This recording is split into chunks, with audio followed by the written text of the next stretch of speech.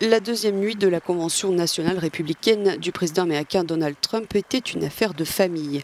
La première dame, Melania Trump, évite habituellement d'attirer l'attention, mais elle a été l'oratrice vedette de cette soirée. Elle a mis l'accent sur le rêve américain, assurant que les femmes sont entendues, les militaires et leurs familles, avec sympathie et empathie. Elle a aussi insisté sur le fait que les Américains ne sont pas seuls face à l'épidémie de Covid-19 et elle a parlé de son mari.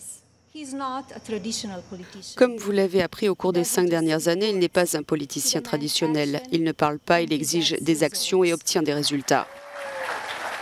Pour Melania, les États-Unis ont besoin de Donald 4 ans de plus. Après la mère, demandons le fils dans la famille Trump.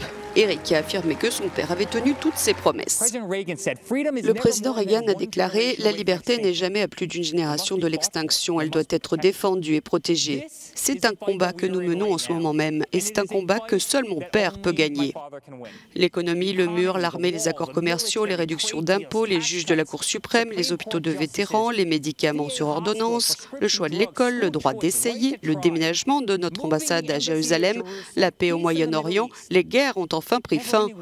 Les promesses faites ont pour la première fois été tenues.